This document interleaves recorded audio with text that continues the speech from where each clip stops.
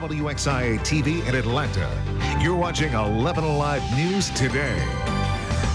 And here to talk more about the senator and his vast accomplishments, the senator's former campaign chairman, Oscar Persons, and Bill Crane from the GCI group, and a longtime friend of the senator's. Thank you both for joining us. Glad you stayed with us.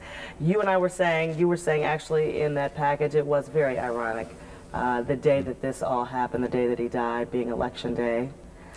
And he passed away even while the polls were still open. It's just so fitting, and he had already cast his absentee ballot.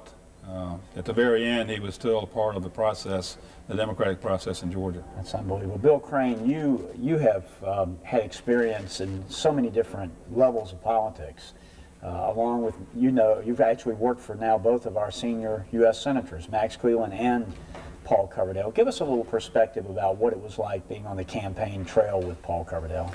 Paul, because he's a mild-mannered, soft-spoken, kind of professorial type, was often underestimated, as Oscar alluded to. And I can remember going in the early stages of the 92 Senate race to rallies and events, and reporters in small markets, there'd be 6 people in the room. And Paul started in that very quiet voice, talking, and people would have to draw, I think he did it on purpose, people would have to draw closer just to hear him. Just to hear him. But what he said always connected.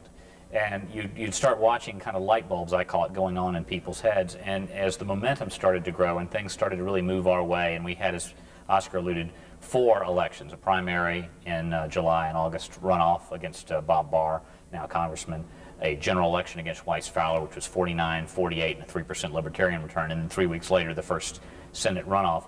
Oscar gave an ever-ready Energizer bunny to Paul, and our campaign manager at that time, to symbolize the campaign, that bunny that just is always working and keeps going. That was Paul.